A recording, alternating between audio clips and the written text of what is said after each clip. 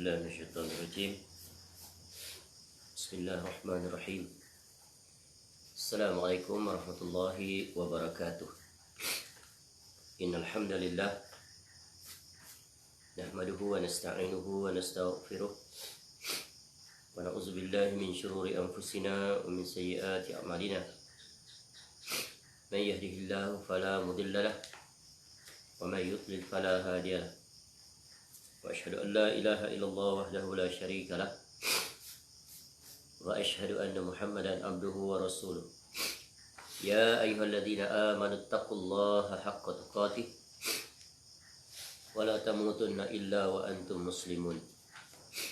يا أيها الناس اتقوا ربكم الذي خلقكم من نفس واحدة وخلق منها زوجها وبث منهما رجالا كثيرا ونساء واتقوا الله الذي تساءلون به والأرحام إن الله كان عليكم رقيبا.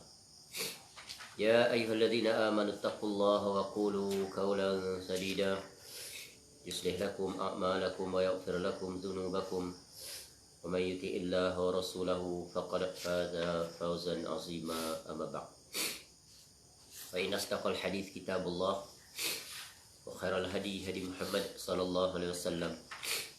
شر الأمور محدثاتها وكل محدثة بدعة وكل بدعة ضلالة وكل ضلالة في النار.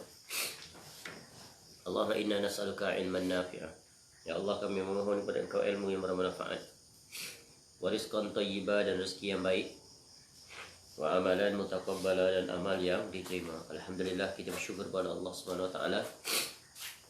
Pagi ini dapat kembali kita bertemu untuk kita menyambung semula majlis pembacaan dan mengambil faedah daripada Kitabul Arba'in fi Mabanil Islami wa Qawaidil Ahkam, yang lebih dikenali sebagai kitab Arba'in atau Arba'un An-Nawawiyah, ta'lif Al-Imam Al-Muhaddith Al-Faqih Yahya bin Sharaf bin Muri An-Nawawi Ad-Dimashqi Asy-Syafi'i, atau yang lebih dikenali sebagai Al-Imam An-Nawawi rahimahullah, yang lahir pada tahun 631 Hijrah dan meninggal pada tahun 676 Hijrah dalam usianya 45 tahun.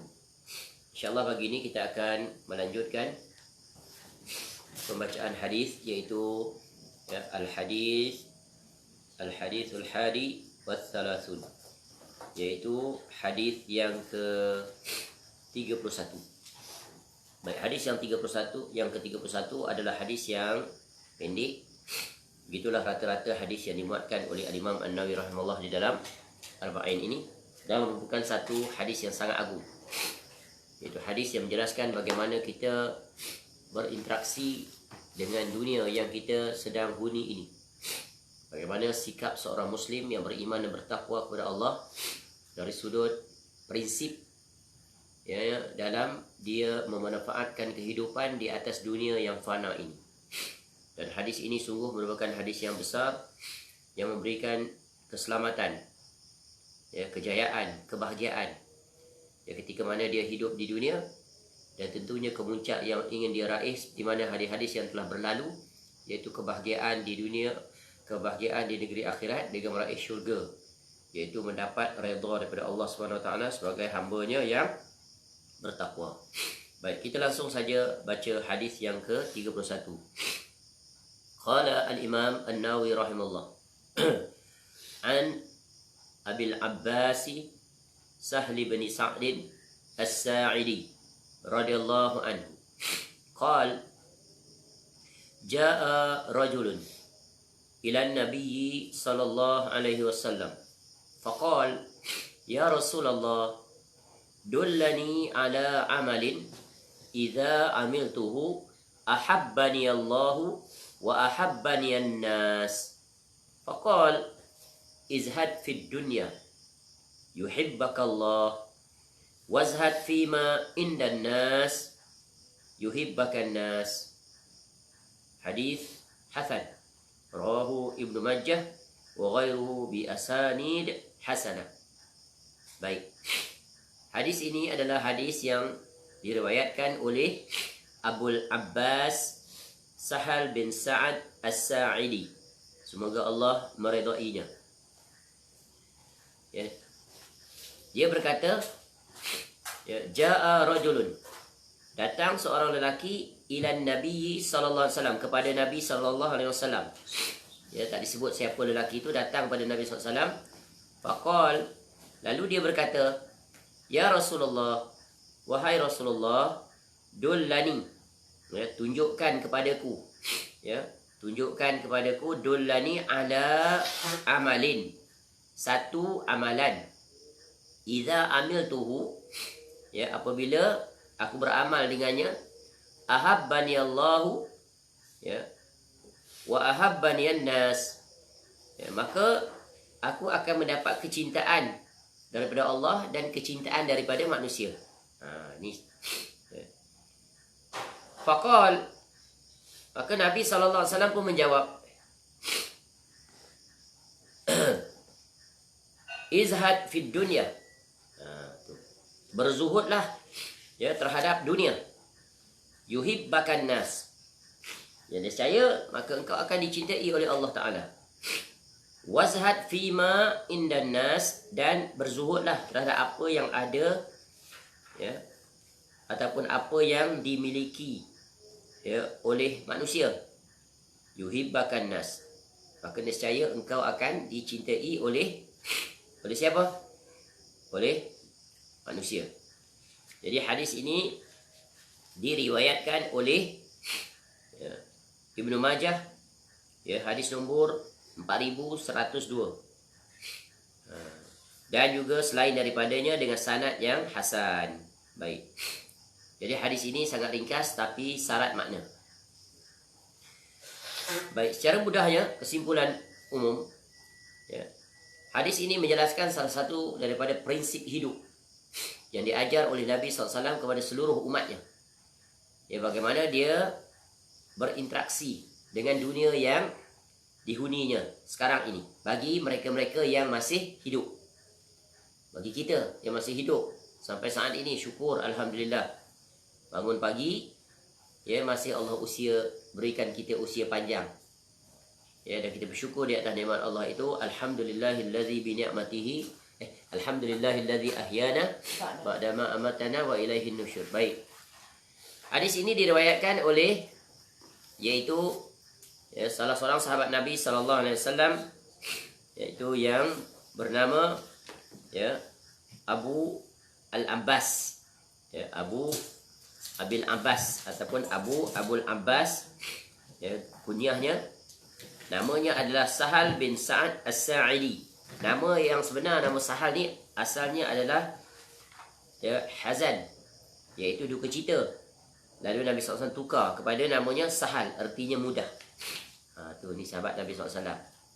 Dan dia meriwayatkan satu hadis yang sangat agung yang berkaitan dengan, iaitu, ya, pribadi, seseorang pribadi yang memiliki sifat yang agung, iaitu sifat zuhud. Ya, sifat zuhud ini diperbahaskan hal yang berkaitan dengan ilmu tazkiyatun nafs, ataupun, ya, satu ilmu yang masyhur namanya ilmu tasawuf, iaitu ilmu pembentukan pribadi, iaitu, ya, mentarbiah diri, ya, agar menjadi seorang insan yang memiliki sifat-sifat yang terpuji. Dan di antara sifat yang agung adalah sifat zuhud. Zuhud terhadap dunia. Baik. Jadi hadis ini secara globalnya, yang pertamanya pelajaran penting yang boleh kita ambil adalah tentang, ya, bagaimana kesungguhan, keprihatinan, ya, seorang lelaki, iaitu sahabat Nabi SAW, datang kepada Nabi SAW dan mengajukan satu soalan yang sangat agung. Dan soalan itu, ya, bukan hanya memberi manfaat kepada dirinya, bahkan kepada seluruh umat Islam. Dan di dalam Arba'in ini, sebelum ini kita telah lihat, ya, ada sahabat Nabi SAW juga datang dan bertanya soalan. Masih ingat, ya, bentuk soalan, ya, hadis yang beberapa kali telah kita dihuraikan dalam beberapa siri, iaitu hadis daripada Mu'az bin Jabal.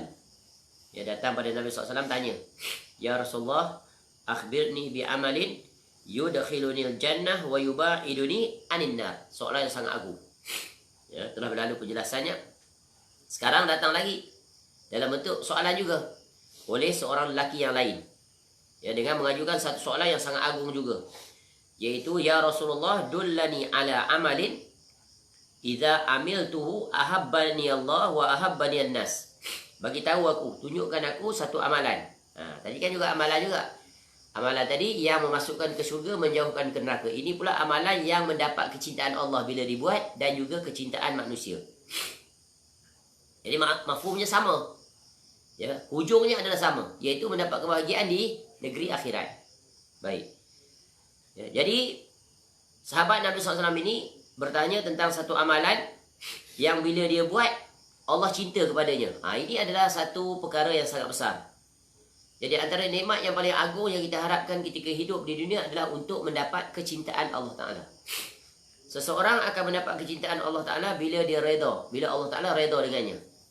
Dan seseorang akan mendapat reda daripada Allah SWT dengan satu jalan, iaitu dia tunduk dan patuh dalam menunaikan seluruh perintah Allah. Barulah akan mendapat kecintaan Allah. Tu. Jadi mafhum di sebaliknya itu adalah untuk mendapat kecintaan Allah Ta'ala, mendapat reda Allah Ta'ala, ya sudah tentulah dengan mentaati perintah Allah. Dan bagaimana perintah-perintah Allah itu dapat dilakukan?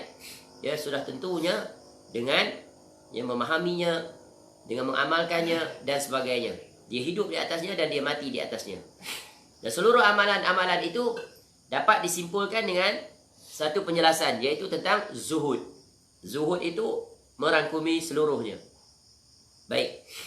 Jadi Nabi SAW langsung menjawab, yaitu daripada dua soalan serentak oleh lelaki tersebut. Lalu Nabi SAW memberikan jawapannya dengan terang dan jelas, jami' dan mani', ringkas dan padat, syarat makna. Izhad fid dunya. Yang pertamanya, kamu zuhudlah terhadap dunia, maka yuhibbakallah, kamu akan mendapat kecintaan daripada Allah. Jadi seseorang jika dia ingin mendapat kecintaan daripada Allah SWT, maka hendaklah dia zuhud terhadap dunia. Kemudian Nabi SAW menggandingkannya dengan perkara yang kedua. Wazhad fima indan nas, dan zuhudlah terhadap apa yang dimiliki di sisi manusia. Yuhibbakan nas, maka kamu akan mendapat kecintaan daripada manusia. Jadi hadis ini menjelaskan satu amalan yang barang siapa melaksanakannya, maka dia akan mendapat kecintaan daripada Allah dan kecintaan daripada manusia. Iaitu zuhud terhadap dunia, zuhud terhadap apa yang ada di tangan manusia. Baik, penjelasan. Itu kesimpulan-kesimpulan ataupun pokok utama yang terkandung di dalam hadis ini. Iaitu menjelaskan barang siapa yang memiliki dua sifat pada dirinya, dan ini merupakan sifat yang sangat agung, sifat yang sangat mulia, maka dia akan mendapat kecintaan daripada Allah Subhanahu Wa Taala. Dan hadis ini porosnya, terasnya ada pada dua perkataan. Iaitu yang pertama sudah tentu dunia, dan yang kedua adalah berkaitan dengan zuhud. Maksudnya daripada dua perkataan ini kita boleh simpulkan bagaimana seorang insan, seorang hamba berinteraksi dengan dunia. Kerana dunia ini memberikan dua perkara kepada seorang hamba. Sama ada dunia ini akan memberikan faedah kepadanya di dunia dan sekaligus di negeri akhirat, atau dunia ini akan mendatangkan mudarat baginya di dunia sekaligus mudarat di negeri akhirat. Bahagian yang pertama akan mendatangkan keuntungan, bahagian kedua akan mendatangkan kerugian. Jadi tema utama hadis ini, Nabi SAW nak ingatkan kita bagaimana hakikat kehidupan di dunia, dan bagaimana kita berinteraksi hidup di dunia. Kekuncinya adalah ada pada perkataan zuhud, iaitu satu sikap. Bagaimana kita berurusan dengan dunia. Baik. Jadi apabila membicarakan tentang bab ini, maka kita tak akan dapat lari daripada membicarakan tentang hal yang berkaitan dengan dunia terlebih dahulu. Sebagai orang-orang yang ingin selamat dan berjaya di dalam mengharungi kehidupan dunia, pertama hendaklah dia memahami tentang hakikat dunia. Hakikat dunia, tempat kita tinggal sekarang. Ya, prinsip yang pertama harus diingat, dunia bukan tempat tinggal kita. Ya, dunia tempat kita meninggal. Tu. Ya, dunia ibarat rumah sewa. Ya, kita bukan pemiliknya. Kita hanya mendiaminya buat sementara waktu. Ya. Bila-bila masa saja pemilik rumah sewa itu berhak untuk mengusir kita keluar dan mengambil kembali rumah miliknya. Dan walaupun kita hiasi rumah sewa kita itu dengan keindahan yang menakjubkan, namun ia bukan milik kita. Ya, tak kekal selama-lamanya. Bila-bila saja sebagaimana kita sebut, pemiliknya akan mengambilnya kembali. Itulah nilaian dunia.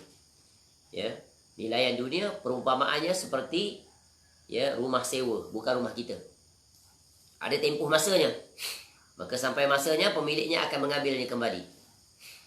Maka apabila dunia seperti itu, maka hendaklah kita memiliki prinsip-prinsip yang penting supaya kita dapat ya berinteraksi dengan dunia ini dengan cara yang benar. Sebab itulah apabila kita melihat ayat-ayat Al-Quranul Karim dan hadis-hadis Nabi SAW, kita akan jumpai banyak sekali peringatan Allah Ta'ala tentang hakikat dunia. Kerana apa? Kerana banyak manusia yang tertipu dengan dunia. Sehingga mereka menganggap dunia ini adalah syurga mereka. Mereka menganggap dunia ini adalah segala-galanya, nikmatnya. Dan mereka menganggap dunia ini adalah tempat tinggal mereka. Sehingga mereka yang menjadikan dunia ini sebagai tempat untuk mereka yang bersungguh-sungguh di dalam meraih dunia. Sehingga mereka melupakan bahagian mereka di negeri akhirat. Padahal Allah Ta'ala telah mengingatkan kita, wabtaghi fima ataka Allahu daral akhirah wa la tansa nasibaka minad dunya. Ya, wabtaghi dan carilah apa yang telah dipersiapkan oleh Allah Ta'ala kepada kamu, iaitu dari negeri akhirat. Yang maknanya Allah Ta'ala memerintahkan kita hidup di dunia ini, fokus utama kita yang mula-mula adalah terhadap apa? Terhadap akhirat. Ya, itu tugas kita yang tersimpul dalam apa? Dalam ayat وَمَا خَلَقْتُ الْجِنَّ وَالْإِنسَ إِلَّا لِيَعْبُدُونَ. Dan tidaklah aku ciptakan jin dan manusia melainkan supaya apa? Beribadah kepadaku. Tugas yang utama ini banyak dilalaikan oleh sebahagian besar umat Islam, sebahagian besar manusia. Kerana apa? Kerana mereka terkasima dengan dunia. Ya, padahal dunia itu hanya sebagai wasilah, bukan tujuan. Ya, dunia itu hanya sebagai perantaraan, sebagai tempat untuk kita menyiapkan perbekalan. Dan sifat dunia itu ya sungguh menakjubkan. Ya, kerana Al-Quran menyebut dunia ini adalah ya perhiasan indah pada pandangan manusia. Sebab itu banyak manusia tertipu. Dunia ini memang sangat indah pada pandangan mata. Dari segi panoramanya, dari nikmat-nikmat yang terkandung di dalamnya. Namun dunia itu ya juga dicela. Kenapa? Dunia yang dicela adalah dunia yang menipu, yang manusia tertipu dengannya. Cuba kita lihat ayat-ayat Al-Quran Allah berikan ya tentang dunia. Contoh dalam surah Al-Imran ayat 14. Allah ingatkan kita tentang hakikat dunia. A'udzubillahi minasyaitonirrajim.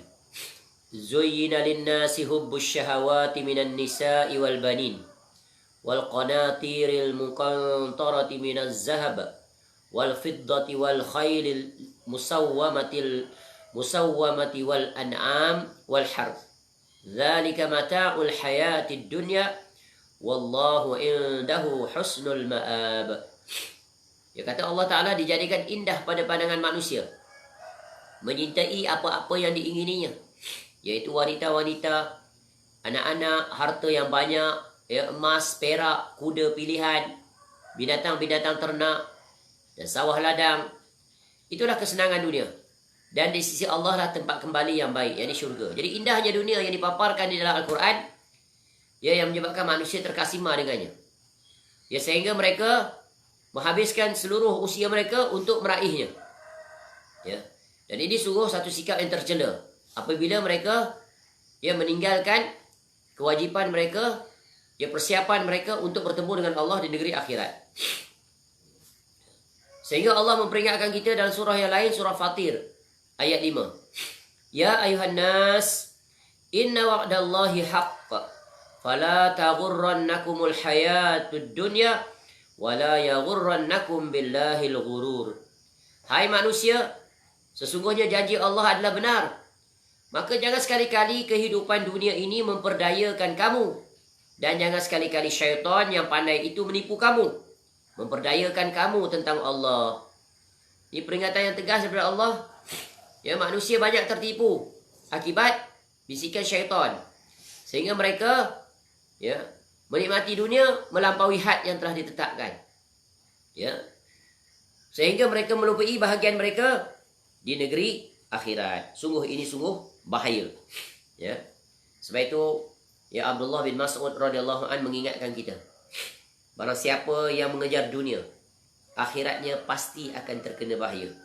Dan barang siapa yang mengejar akhirat, dunianya pasti akan terkena bahaya. Biarkan sahaja bahaya itu mengenai sesuatu yang fana demi mengejar yang abadi selamanya. Tu kaedah. Ya. Jadi barang siapa yang mengejar dunia, akhiratnya pasti akan terkena bahaya.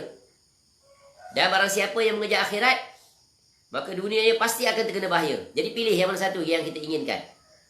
Lalu kata Ibnu Mas'ud radhiyallahu an, biarkan sahaja bahaya itu mengenai sesuatu yang fana, yang di dunia, demi mengejar yang abadi selama-lamanya. Apa dia?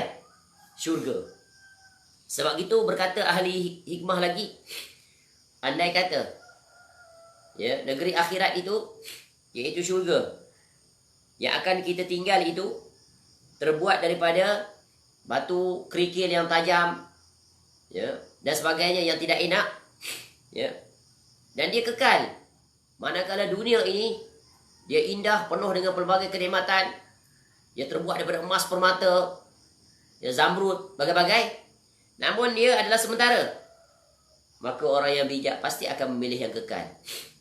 Walaupun dia terbuat daripada batu kerikil yang tajam, dan sebagainya. Namun hakikat yang sebaliknya, iaitu syurga itu bukan terbuat daripada kerikil yang tajam, tapi daripada emas, permata, perak, dan penuh dengan kenikmatan yang tak digambarkan. Maka itulah dia negeri akhirat yang banyak dilalaikan oleh manusia. Sebab apa?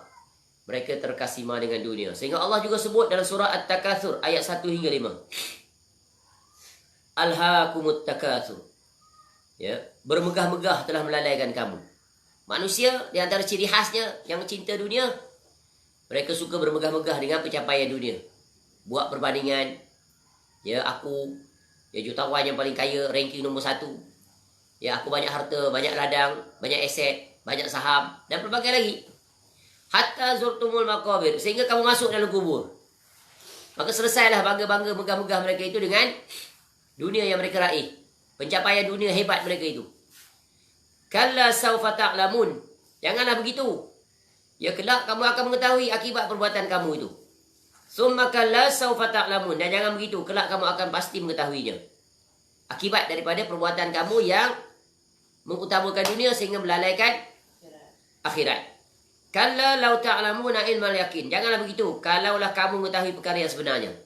Jadi Allah mengingatkan kita, banyak manusia yang tertipu, terkasima dengan fata morgana keindahan dunia, sehingga mereka menghabiskan usia mereka untuk meraih dunia. Dan banyak lagi ayat-ayat Allah sebut. Contoh ayat yang terakhir, sebagai dalil. Surah Al-Hadid ayat 20. I'lamu annamal hayatud dunya la'ibun walahwun. Ketahuilah sesungguhnya kehidupan dunia itu adalah permainan dan sesuatu yang melalaikan. Tengok manusia bermain-main ketika hidup di dunia, betul kan? Bermain-main. Banyak masa dihabiskan dengan perkara yang melalaikan. Sibuk dengan sukan, contoh kalau kita nak sebut permainan lah secara literal. Banyak manusia tersibuk dengan permainan, hiburan, senda gurau, berpoya-poya, membazir masa, bersantai-santai, berleha-leha.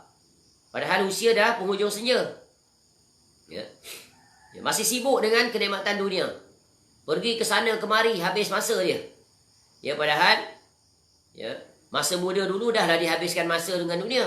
Masa tua juga masih terkasima dengan berseronok-seronok, bersenang lenang, bersantai-santaian. Tu Allah ingatkan kita, dunia ni permainan, dan memang manusia bermain-main dalam urusan dunia. Dan sesuatu yang melalaikan. Ya, terlalai mereka itu. Sehingga masih tidak lagi disibukkan dengan membuat persiapan untuk menuju ke negeri akhirat. Wa tafahurun bainakum wa takasurun fil amwali wal aulad. Ya. Dan bermegah-megah di antara mereka serta bermegah-megah di antara kamu serta berbangga-bangga dengan banyaknya harta dan anak. Ini sifat manusia bangga. Bangga dengan pencapaian prestasi dunia, banyak simpanan dia dan sebagainya lah. Ya. Bagaimana manusia suka memaparkan kekayaan, kemewahan mereka di zaman sekarang. Tunjuk pada orang, ya, dengan dipaparkan, diupload, ya, di dalam Facebook, YouTube, ya, dalam website dia dan sebagainya. Dia berbangga dengan pencapaian dia. Jangankan itu, berbangga dengan makanan dia yang dia makan pada hari ini. Pagi ini dimakan di restoran mana, tengah hari di mana, petang di mana, malam di mana, semua dia nak dipaparkan. Apa tujuan? Berbangga-bangga. Ya, berbangga-bangga, bermegah-megah. Dan yang anehnya perkara ini, ya, menghinggapi seluruh manusia, tak kira orang awam, orang biasa, orang agamawan. Yang tak sepatutnya mereka itu melakukannya. Ya, kerana mereka adalah orang yang alim, yang arif. Inilah penyakit, ya, yang menghinggapi sebahagian besar orang. Sedikit sahaja yang terselamat. Ya, semoga Allah menjaga kita daripada termasuk di dalam ayat ini bermegah-megah di antara kamu. Ya, dalam urusan apa ni? Dalam urusan dunia. Ya. Kama sali ghaisin a'jabal kuffara nabatuh. Ya. Seperti hujan yang menyuburkan tanam-tanamannya, yang mengkagumkan para petani. Hujan turun. Petani, di antara perkara yang dia sangat harapkan adalah hujan untuk menyuburkan dan menghijaukan tanam-tanamannya agar berhasil. Ya, berbuah, berbunga, ya, dan menuai hasil. Summa yahiju fatarahu musfarra summa yakunu hutama. Ya. Kemudian tanaman itu menjadi kering dan kamu lihat warnanya kuning, kemudian menjadi hancur. Wa fil akhirati adzabun syadidun wa maghfiratun minallahi wa ridwan. Dan di akhirat nanti ada azab yang keras, ya, dan ampunan dari Allah serta keredaannya. Ya, kemudian Allah bagi satu analogi, permisalan. Seperti apa yang Allah sebut tadi, nikmat-nikmat tadi, manusia berbangga, berseronok, ya, bermain-main, berleha-leha, bersantai-santai, membazir waktu, ya, meninggalkan urusan persiapan untuk negeri akhirat.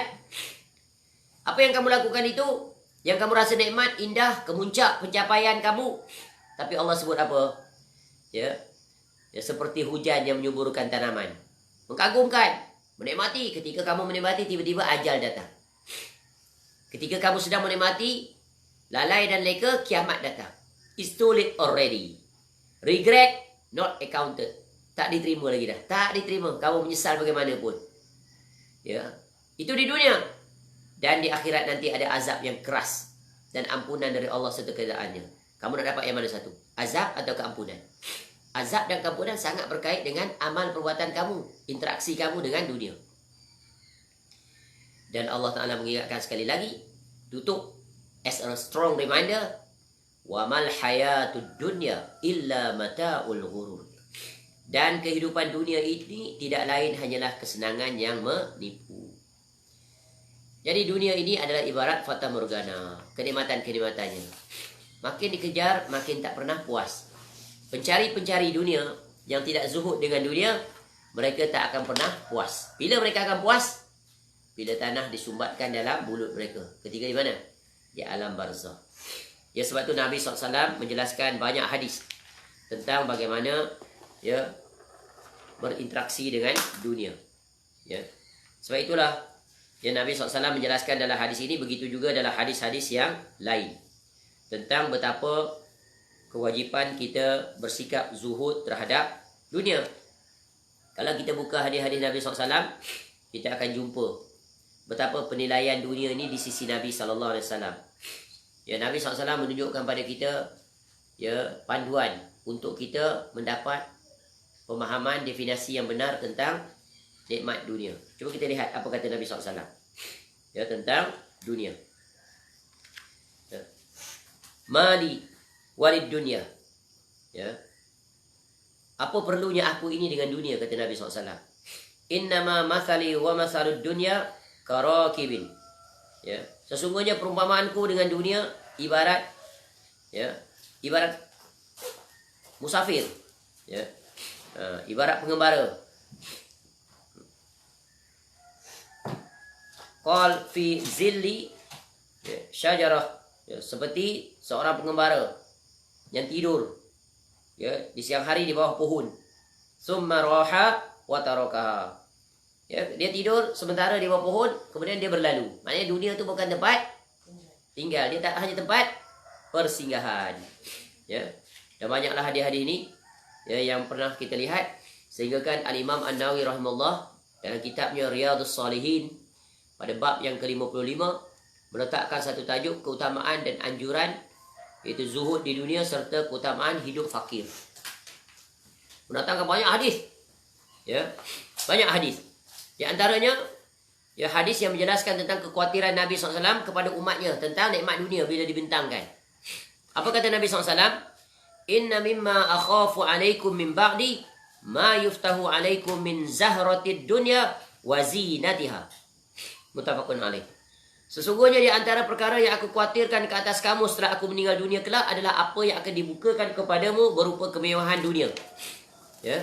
Dan perhiasannya. Tu. Kita telah mengambil faedah sebelum ni.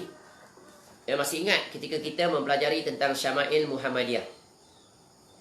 Pada bab yang ke-52, iaitu bab yang datang pada menyatakan Aishin Nabi sallallahu alaihi wasallam. Iaitu bab yang menjelaskan tentang kehidupan Rasulullah sallallahu alaihi wasallam. Dan Nabi SAW adalah contoh teladan yang sangat agung di dalam kezuhudan. Dan kita melihat bagaimana bukan hanya Nabi SAW yang zuhud. Begitu juga para sahabat Nabi sallallahu alaihi wasallam.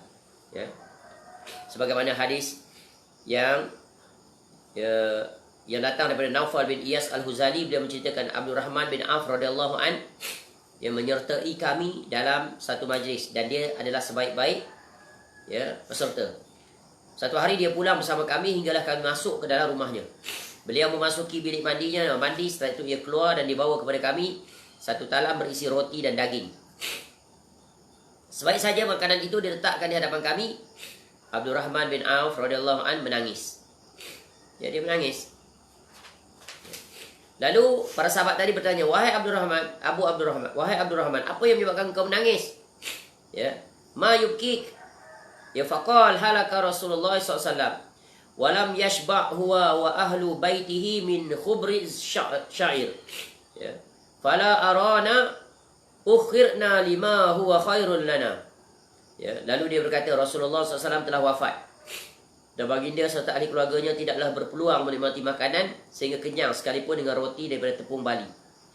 Maka aku tidaklah melihat kita dipanjangkan umur untuk diberikan sesuatu yang lebih baik buat kita berbanding orang-orang sebelum kita yang hidup dalam serba kesusahan. Abdul Rahman bin Auf radhiyallahu an ingat tentang ketika mereka bersama Nabi SAW, mereka sangat sulit, sangat susah. Zuhud mereka terhadap kehidupan. Sehingga dalam bab ini kita telah jelaskan betapa kehidupan rumah tangga Nabi SAW yang sangat zuhud, sangat susah, sangat sulit. Sehingga Aisyah radhiyallahu anha menyebutkan apa? Iaitu sesungguhnya kami, in kunna ala Muhammadin namkuthu syahran ma nastawqidu binar. Sesungguhnya kami ahli keluarga Muhammad SAW tidak pernah tinggal, yakni berdiam di rumah selama sebulan, tanpa kami menyalakan api. Makanan kami tiada lain hanyalah tamar dan air. Jadi rujuk kembali di bab itu tentang betapa zuhudnya Nabi SAW. Dan Nabi SAW adalah contoh teladan yang tertinggi dalam bab yang berkaitan dengan kezuhudan. Nabi SAW ajak umatnya bagaimana bersikap yang benar terhadap dunia. Jangan tertipu dengan dunia. Sebab itu dalam hadis yang lain disebut tentang sifat dunia ini. Inna dunya hulwatun khadiratun. Sesungguhnya dunia ini manis dan begitu mempersonakan. Memang siapa-siapa pun termasuk kita, dunia ini sangat mengujakan, sangat menarik. Sehingga kita terkejar-kejar siang malam. Melihat orang meraih dunia, kita pun nak seperti dia. Melihat orang kaya dan bergaya, kita pun nak kaya dan bergaya. Itulah yang diajar kepada manusia, dunia. Berprestasi dalam dunia, ya, bersungguh dalam dunia, cari karier yang hebat dalam dunia, ya. Tapi seruan untuk, ya, supaya menjadi hebat di negeri akhirat jarang kedengaran. Kalau kedengaran pun asing, akan dituduh macam-macam. Ya, ya, ketinggalan zaman. Kita hidup mesti bersaing, umat Islam mesti hebat dalam urusan dunia. Ya, dia berhenti takat tu je, dia tak sambung. Ya, hebat akhirat, hebat dunia. Slogan kita ni adalah hebat akhirat, hebat dunia. Bukan hebat dunia tu diukur dengan banyaknya harta, bukan. Hebatnya seseorang dengan dunia itu diukur dengan zuhudnya terhadap dunia. Nanti akan datang penjelasan apa makna zuhud. Tapi kita baca dulu hadis-hadis ini. Wa inna Allah Ta'ala mustakhlifukum fiha. Sesungguhnya sedangkan Allah Ta'ala telah menjadikan kamu sebagai khalifah di dalamnya. Ya. Fayanzuru kaifa ta'malun. Ya, fayanzuru kaifa ta'malun. Ya, dan dia hendak melihat bagaimana kamu beramal. Allah jadikan dunia ni ujian untuk kita, nak tengok bagaimana kita beramal. Fattaqud dunya wattaqun nisa. Ya, maka jauhilah, ya, fitnah atau godaan dunia, dan jauhilah fitnah wanita. Dua perkara yang membinasakan, fitnah dunia dan fitnah wanita. Ya. Dan Nabi SAW mengajar kita untuk berdoa. Allahumma la aisha illa aishal akhirah. Ya Allah, tidak ada kehidupan yang sebenar kecuali kehidupan akhirat. Maka sebab itu dah, hendaklah kita memastikan kita berjalan, ya, we navigate our life in this world, ya, dengan, ya, memegang prinsip zuhud. Ya. Sebab apa? Dunia ini, ya, walaupun dia nampak indah di mata, tapi tidak ada nilai di sisi Allah Subhanahu wa Ta'ala.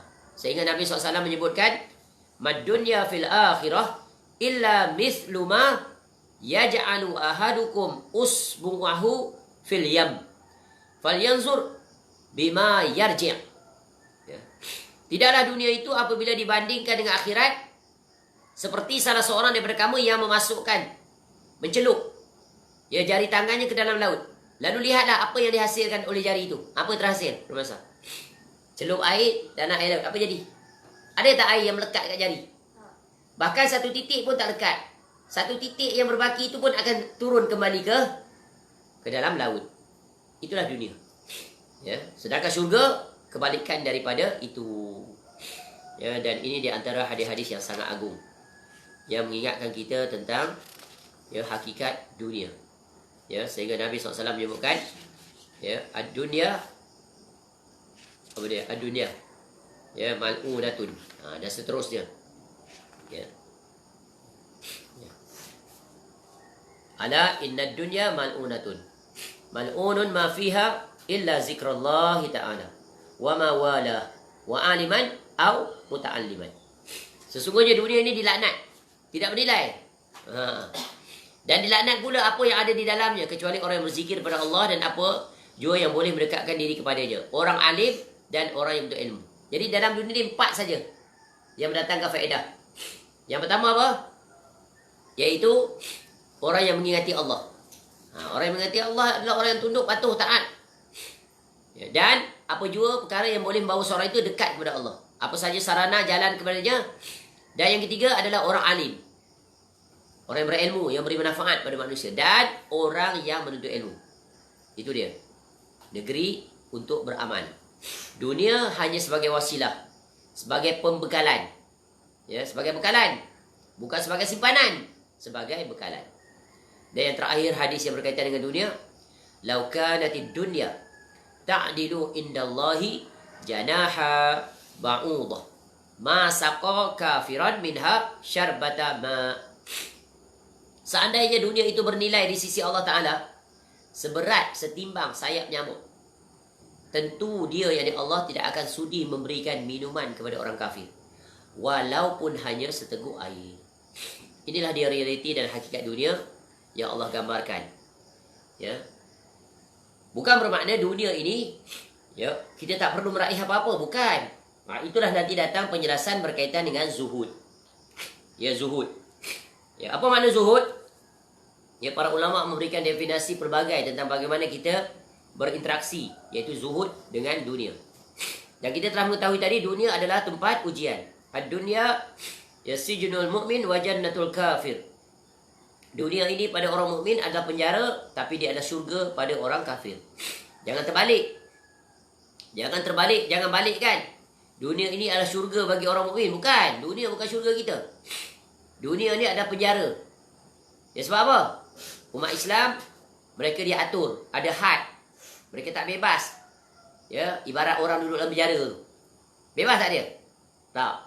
Terkurung dia. Begitulah juga kita hidup di dia terkurung dengan perintah dan tegahan dan sebagainya. Dan itu telah berlalu penjelasannya.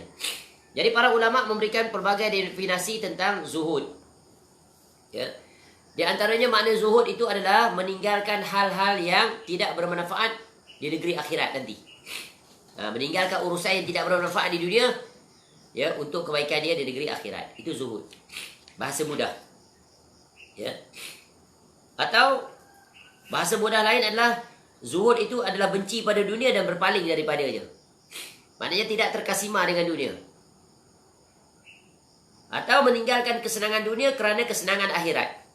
Itu zuhud. Atau kosong hatinya daripada sesuatu yang dikosongkan oleh tangan. Itu. Ya. Atau menghindarkan duka atas yang tiada dan menghilangkan gembira dengan yang ada. Masya Allah. Ya. Itu dari sudut bahasa mudah. Adapun dari sudut istilah, banyak para ulama yang menjelaskannya. Di antara mereka adalah iaitu Al-Imam Ibn Qayyim Al-Jauziyah rahimahullah. Apa kata beliau? Zuhud atau zahid itu adalah kosong hati dari dunia. Bukan kosong tangan daripadanya.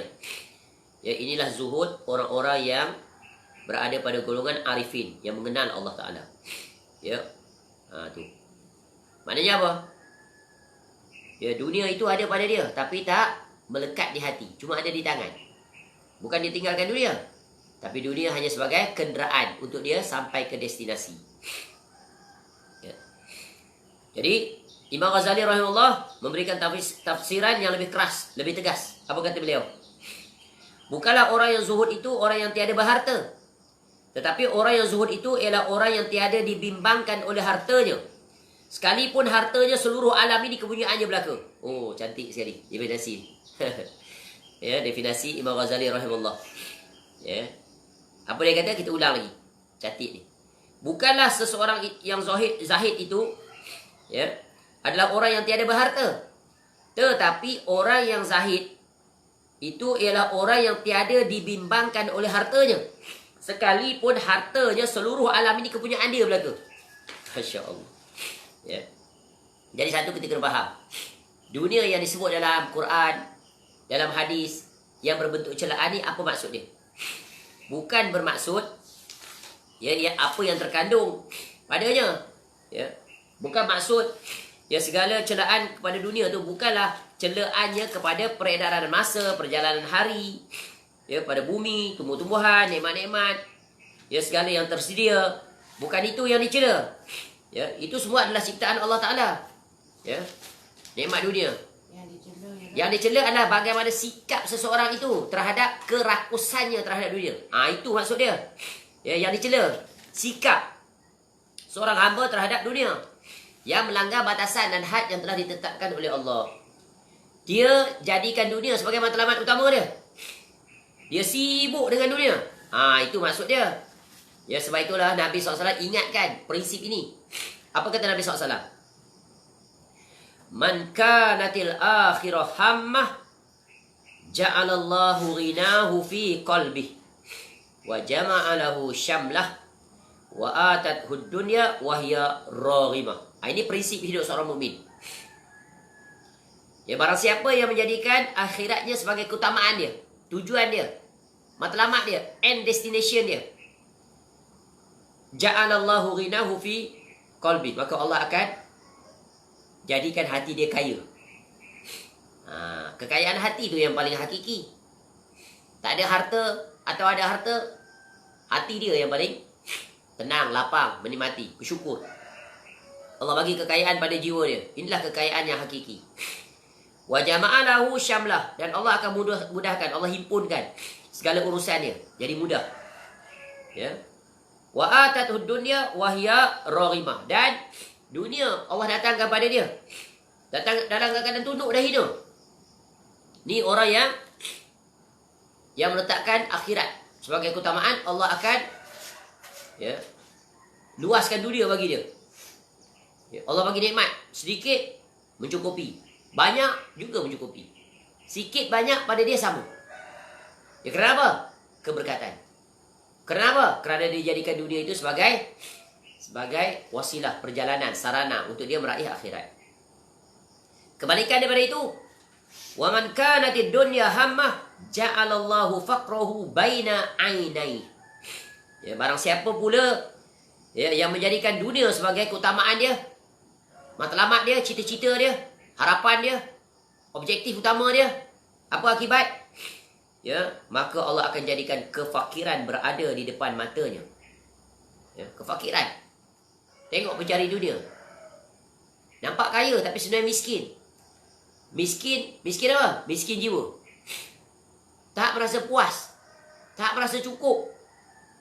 Siang malam dia berusaha menambah, menimbun harta. Memperbanyakkan pelbagailah apa yang dia nak. Tapi yang dia guna sedikit saja. Nampak tak? Bahkan banyak yang dia miliki tak dia nikmati. Allah datangkan istidraj pada harta dia. Nak minum itu tak boleh, nak makan ini tak boleh. Semua tak boleh. Yang boleh sky juice saja. Dan air apa tu? Air apa? Dan infused water. Doktor nasihat kau kalau nak clearkan kolesterol, nak reduce diabetes, nak bagi pump jantung tu elok, amalkan infused water. Contoh. Sky juice tu masukkan buah-buahan dan sebagainya. Peram dia 1 hari. 6 jam. Kemudian minum jadi keamalan. Teh tarik? No. No. Haramun. No, tu hukum dia. Kalau kau kena teh tarik, apatah lagi triple layer, jalan seminggu. Duit juta-juta. Saham banyak. Aset tak terhitung. Nampak tak? Itulah Allah nak berikan peringatan nilai dunia. Jadi barang siapa yang menjadikan dunia sebagai keutamaannya, dia akan tersibukkan. Ketentuharah hidup dia. Waktu di rumah sedikit. Siang malam tak tidur. Jarang duduk di rumah. Dunia saja wirid harian dia. Kepala dia nampak macam mana statement duit dia banyak, tambah banyak. Bagaimana dia nak memboroskan duit dia. Beli itu, beli ini, shopping sana, shopping sini. Kemudian dibayar dengan harga yang mahal. Apa dia? Iaitu mencuaikan perintah Allah. Allah jadikan kefakiran berada di depan matanya. Kemudian wa farraqa alaihi syamlah. Dan Allah mencerai-beraikan segala urusan dia. Jadi tak keruan. Tak tentu arah dia. Tak pernah terpuaskan. Jiwanya adalah jiwa yang gelisah. Jiwa yang tak pernah tenang. Kemudian walam ya'tihi minad dunya illa ma qaddaralah. Dan tidaklah dunia itu akan datang kepadanya kecuali sekadar apa yang telah ditetapkan baginya. Buat dah siang malam macam mana pun, banyak tu lah yang kamu dapat. Tapi nikmat Allah tarik. Kamu tak pernah merasa terpuaskan. Sebab itu berinteraksi dengan dunia hendaklah jadi orang yang bijak. Berzuhudlah. Sebab itu indahnya apa yang dipaparkan oleh Al-Imam An-Nawawi rahimahullah di awal mukadimah kitab Riyadhus Shalihin. Imam Nawawi rahimahullah sungguh indah. Apa yang disebut oleh Imam Nawawi rahimahullah dalam kitab Riyadhus Shalihin, dengan satu syair. Inna lillahi ibadan futana. Sesungguhnya Allah Ta'ala memiliki hamba-hamba yang cerdas. Siapa hamba yang cerdas itu? Tallaqud dunya wa khaful fitana. Mereka menceraikan dunia dan takut kepada fitnah. Sesungguhnya Allah memiliki hamba yang cerdas, yang bijak. Siapa mereka tu? Iaitu mereka menceraikan dunia dan takut pada fitnah. Apa makna menceraikan dunia? Mereka zuhud terhadap dunia. Dunia hanya sebagai perbekalan, bukan simpanan yang mereka tuju. Sebagai keutamaan. No, dunia bukan keutamaan. Cukuplah dengan apa yang Allah kurniakan. Cuba kita lihat pada diri kita. Apa yang Allah bagi pada kita cukup tak? Atau terlebih daripada cukup? Kalau sudah terlebih daripada cukup, kalau kita masih mencari, kita berada pada zon ICU lagi. Bukan ICU, atas daripada ICU. Sebab apa? Masa yang Allah bagi pada kita, usia yang berbaki ni, masih kita sibuk dengan dunia. Hidup seorang Muslim ni ada 4 aja. 4. Tadi kan hadis tu. Beramal, ingat kepada Allah, dan melakukan apa saja yang membawa kepada Allah. Kemudian apa? Mengajar dan menuntut ilmu. Tu. Jadi maknanya kesimpulannya apa? Iaitu beramal, menuntut ilmu, mengajarkan ilmu. Dan dunia sudah tentu, tapi seadanya. Dunia tu ada untuk 3 perkara. Dapat sokong 3 perkara, maka berjalan. Ya, tapi kalau dunia ini dibesarkan, maka jadilah seperti perkataan Ibnu Mas'ud tadi, radhiyallahu an. Barang siapa yang mengejar dunia, maka akhiratnya pasti akan terkena bahaya. Dan barang siapa yang mengejar akhirat, dunia dia pasti akan terkena bahaya. Tu. Dia tak boleh bergabung sekali. Ya. Maka kata Ibnu Mas'ud, biarkan saja yang bahaya itu mengenai yang fana, yang dunia tu. Biar bahaya kena kat dunia. Biarlah aku jutawan ranking nombor 1 juta pun tak apalah. Ya, aku tak sibuk nak jadi jutawan ranking nombor 1. Tu. Ya, duit aku yang ada dalam bank EPF aku, pencen aku setiap bulan tu dah syukur dah. Apa lagi nak pergi buka berniaga sana berniaga sini. Dengan alasan supaya anak-anak nanti senang. Anak-anak tu Allah jamin dah. Jangan risau. Kamu bagi jalan pada mereka. Mereka pun dah ada pekerjaan. Mereka akan berusaha sebagaimana dulu kamu berusaha. Orang ni kadang tertipu. Dia risau dengan anak-anak dia. Padahal dulu dia tu susah, miskin, papa gedana, fukara. Tapi bagaimana dia boleh jadi senang seperti yang dia alami hari. Allah bagi dia ilham, Allah bagi dia jalan, Allah berikan dia rezeki, betul kan? Daripada tidak ada apa-apa, from zero to hero. Dulu anak kampung yang berkaki ayam, miskin, makan kais pagi, ya makan pagi, kais petang, makan petang. Kadang-kadang tak ada makanan. Kemudian Allah bagi dia sedikit kecerdasan. Dia belajar, dia pandai. Allah bagi dia kepandaian. Ya, tiba-tiba dengan kepandaian itu, dia dapat masuk universiti. Bukan universiti tempatan lagi. Keluar negara, pergi Amerika, pergi England, pergi Jerman. Balik menduduki jawatan-jawatan penting. Kaya dah dia. Nampak tak? Dan Allah Ta'ala menjamin orang-orang yang soleh ketika meninggal mereka, Allah akan jamin, Allah akan jaga anak-anak yang mereka tinggalkan. Jadi apa nak risau? Ini tipuan syaitan. Ya. Daripada dia memberikan fokus persiapan negeri akhirat. Rezeki yang dia ada dah cukup. Bahkan berlebihan. Ya, betapa banyak orang yang dia mati dalam keadaan harta benda dia tak sempat dia nikmati. Yang menikmati orang hidup. Akibatnya apa? Dia tak dapat menikmati usianya untuk mempersiapkan perbekalan. Sungguh ini satu penyesalan yang tak sepatutnya. Ya. Sebab itu Allah bagi kita banyak peringatan. Jadi jangan terkesima dengan dunia. Jangan tertipu dengan tipu daya dunia.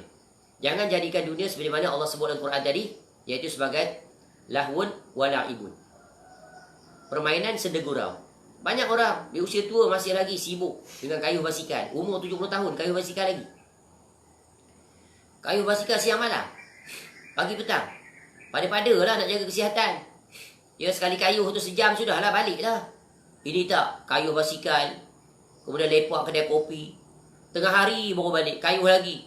Aib. Tak padan dengan usia kita 70 tahun. Daripada pagi sampai tengah hari, sampai petang, tak balik-balik lagi. Kayuh basikal lagi. Betapa banyak masa terbuang. Betapa banyak masa terbuang.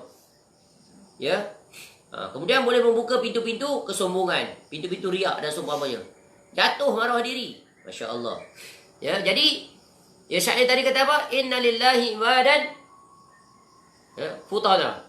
Sesungguhnya Allah memiliki hamba yang bijak, yang cerdas. Siapa mereka itu? Talaqud dunya wa khaful fitnah. Menceraikan dunia dan takut pada fitnah. Fitnah dunia. Dunia ni memang fitnah. Ya. Fitnah yang paling utama apa? Innama amwalukum wa auladukum fitnah. Fitnah yang paling utama adalah harta dan anak pinak.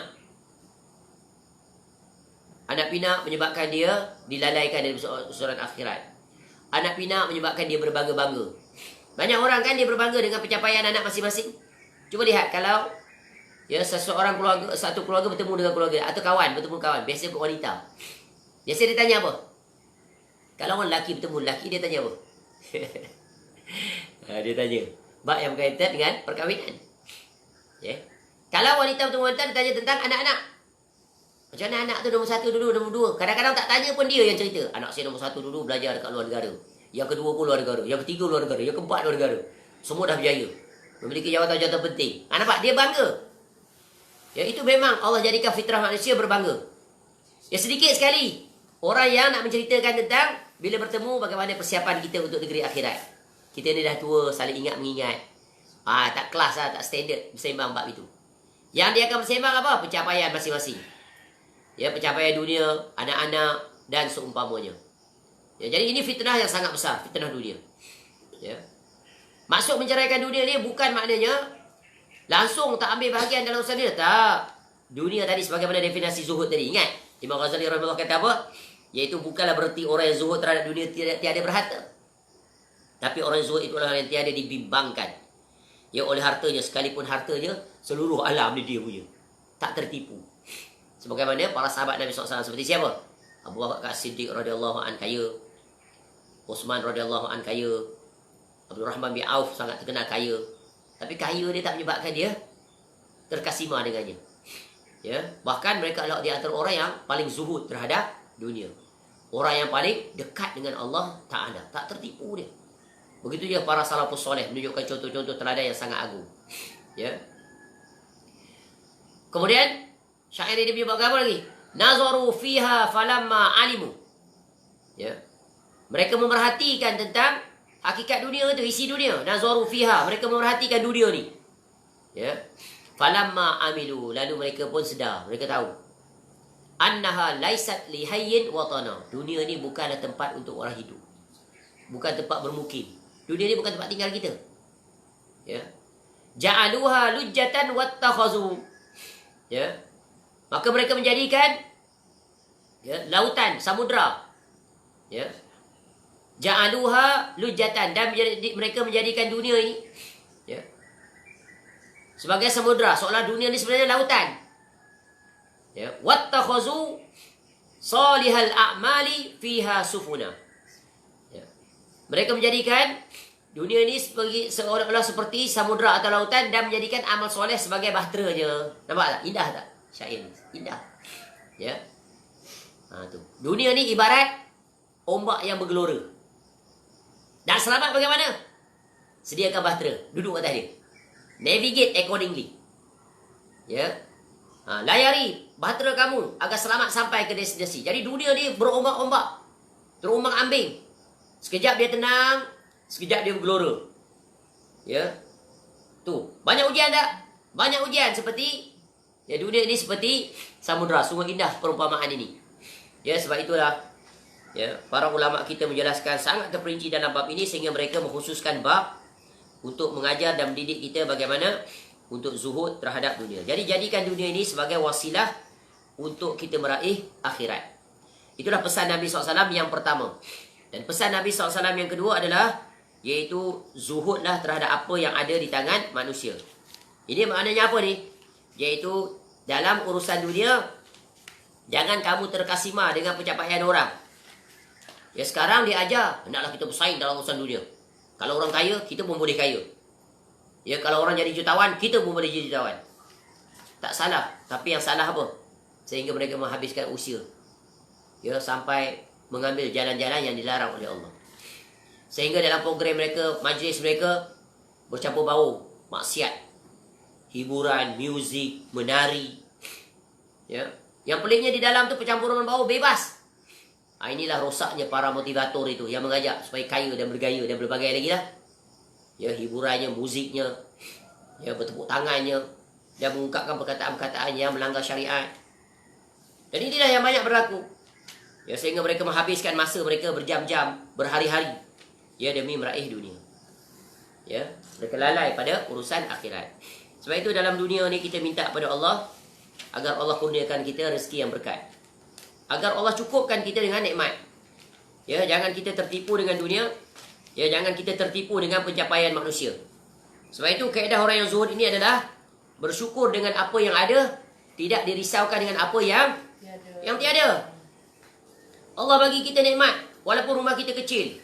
Walaupun makanan kita tidak semewah makanan orang kaya. Ya, tapi kita kenyang. Dapat tenaga. Masih hidup. Syukur kepada Allah. Betul kan?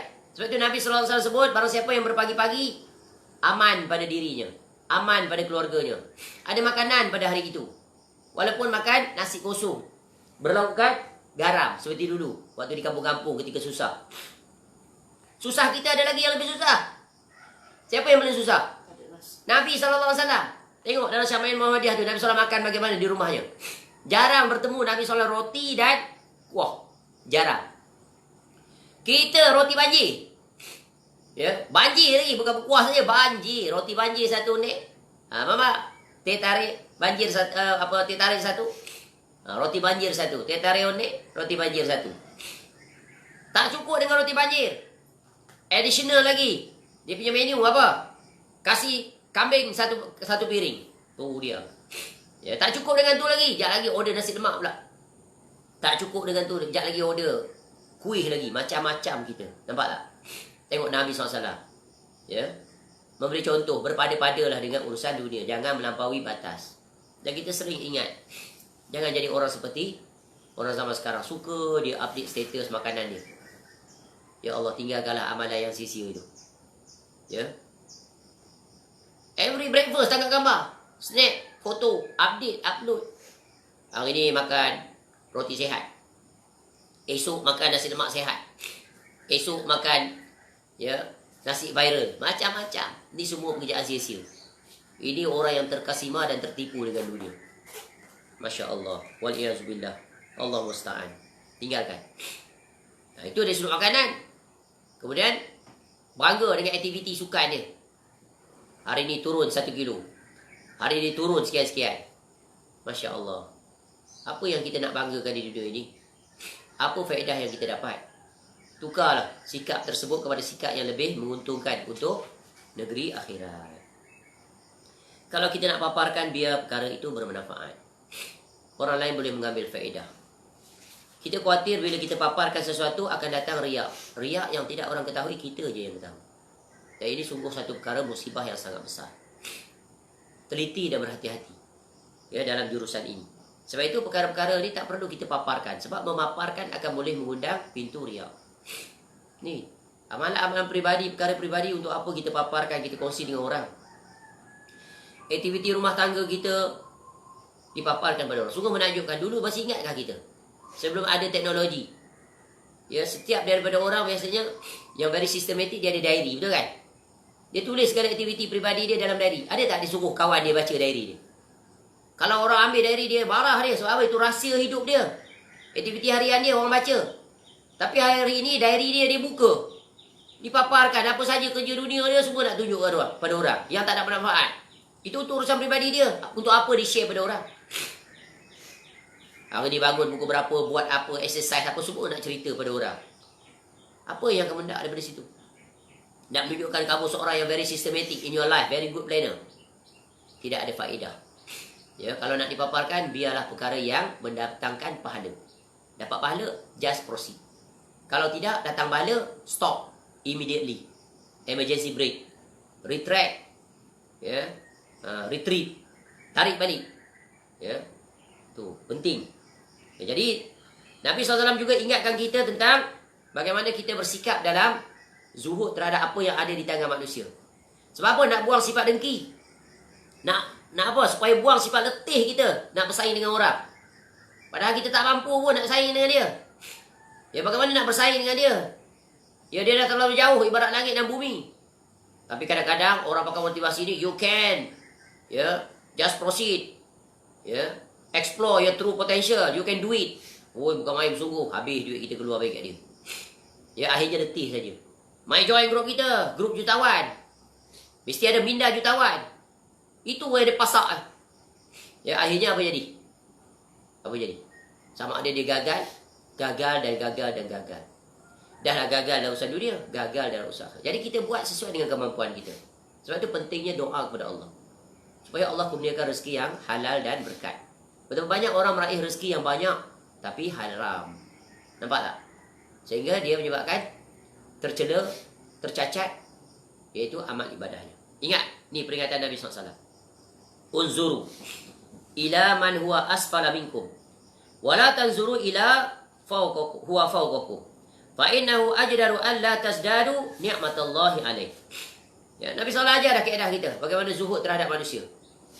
Ya. Unzuru, perhatikan kepada mereka yang berada di bawah kamu. Ya. Dalam urusan perbandingan dunia, tengok orang bawah kita. Ya. Jangan perhatikan orang yang berada di atas kita. Sebab apa? Ya, supaya kita tidak meremehkan nikmat yang Allah kurniakan kepada kita. Kalau kita buat perbandingan dengan orang yang berada di atas kita, kita akan stres. Kita akan rasa Allah tak sayang kat kita. Ya Allah, kenapalah dia tu kayanya, bertuahnya hidup dia. Aku ni miskin, susah. Banyak pula ujian Allah timpakan. Padahal aku taat pada Engkau ya Allah. Tu dia. Ya, dia tak reda dengan Allah. Dia kritik Allah sebenarnya. Padahal Allah sedang bagi nikmat pada dia. Hendaklah dia fikir sebaliknya. Kalaulah aku jadi kaya seperti dia, entah aku ni jadi kaya yang jahat, yang lalai dan lupa pada Allah. Dia ingat begitu. Biarlah keadaan begini. Yang penting cukup. Ya. Alhamdulillah, syukur pada Allah. Masih dapat menjalani kehidupan. Yang penting masih lagi boleh beramal ibadah kepada Allah Ta'ala. Ya, maka jadilah seperti itu. Tak salah kita bersaing dalam urusan dunia. Tapi yang salah bila melampaui batas. Sehingga kita lupa untuk bersaing dalam urusan akhirat. Dan itulah yang banyak berlaku pada pencinta dunia. Dulu waktu mereka susah, mereka dalam keadaan sederhana serba cukup. Ya. Mereka ingat pada Allah. Dulu melazimi majlis ilmu. Ya, dulu rajin pergi kuliah. Rajin beli kitab, rajin baca kitab. Rajin melakukan amalan-amalan sunat. Pergi ke masjid. Ya, kemudian dia terkena fitnah. Dia nak meningkatkan kehidupan dia lebih baik, nak jadi orang kaya. Padahal kaya dah. Tengok kawan dia jadi kaya. Tengok jiran dia jadi kaya. Ya, dia pun nak ikut jadi seperti itu. Akhirnya tersibuk dia ke sana kemari. Sedikit demi sedikit majlis ilmu langsung dah tak pergi dah. Tak nak dah dengar. Berkawan pula dengan orang-orang cinta dunia. Bahasa dia bahasa dunia. Sedikit-sedikit dia terjatuh dalam kemaksiatan. Dulu tak pernah dengar hiburan-hiburan. Sekarang dengar hiburan. Suka muzik. Pergi pub-pub, club. Sebab geng-geng orang kaya, dia kawan dengan geng orang kaya jenis macam tu. Yang tak bertakwa kepada Allah. Mula dia main, ya suka-suka yang high class tak main dah. Suka-suka low class ni. Tak main dah badminton, jogging-jogging tak main. Duduk the same class. Ya, tak pergi dah masjid. Ya, tak dah beramal dengan amalan sunat. Penampilan pun dah tukar. Dulu nampak penampilan soleh. Sekarang penampilan pun dah lain. Pakai baju-baju berjenama. Ya, tak ada dah pakai-pakai. Tak makan dah, tak minum dah. Kedai-kedai tepi jalan. Tu dia. Dah berubah. Allah tarik sikit-sikit. Ya, Masya Allah. Dan itulah realiti yang banyak kita lihat. Jangan jadi orang yang tertipu. Terutamanya bila kita makin meningkat usia. Patutnya makin meningkat usia, makin zuhud kita kepada dunia. Makin zuhud kita terhadap apa yang dicapai oleh manusia. Dan makin gemar, makin bersungguh kita untuk memperbanyakkan, mempersiapkan bekal untuk negeri akhirat. Sungguh, hadis yang ke 31 ini memberikan kaedah panduan yang sangat agung untuk kita selamat. Jangan terkesima dengan dunia, jangan tertipu dengan dunia. Kerana dunia ini sifatnya mempersona. Dunia ini sifatnya menipu. Ya, ambillah sesuai dengan perbekalan untuk kita bawa ke akhirat. Ya, jadilah jiwa yang qanaah. Bersyukur dengan apa yang ada. Bersabar dengan ujian Allah Ta'ala. Minta dijauhkan kita daripada tertipu dengan dunia. Ya, supaya kita tidak termasuk dalam celaan-celaan daripada ayat Quran dan hadis Nabi SAW yang menjelaskan betapa Nabi SAW sangat khawatir terhadap kita sebagai umatnya bila dibentangkan kekayaan. Kerana banyak orang gagal bila diuji dengan kekayaan. Ya, sedikit yang gagal diuji dengan kesusahan. Apatah lagi dulu dia pernah susah, dia dapat menghadapinya. Tapi bila diuji dengan kesenangan, maka mereka berebut-rebut untuk meraihnya. Ya, seimbangkanlah kehidupan. Aturlah kehidupan. Ya, agar dunia itu mendatangkan, menjanakan pahala, bukan menjana dosa. Wallahu a'lam. Mudah-mudahan hadis ini mengisahkan kita, mengingatkan kita kembali yang lalai. Ya, dunia ini adalah rumah sementara. Dunia ini ibarat rumah sewa, bukan tempat kita kekal selama-lamanya. Maka raihlah, persiapkanlah untuk kita mendiami rumah yang kekal abadi, iaitu syurga Firdaus. Semoga Allah Ta'ala menghimpunkan kita nanti di negeri akhirat bersama dengan Al-Imam An-Nawawi rahimahullah ke dalam syurga Firdaus bersama dengan Nabi SAW. Ma'alladzina an'amta alaihim minan nabiyyin was-siddiqin wasyuhada'i was-salihin wa hasuna ulaika rafiqa. Wallahu a'lam. Subhanakallahumma wa bihamdika Asyhadu an la ilaha illa anta astaghfiruka wa atubu ilaik.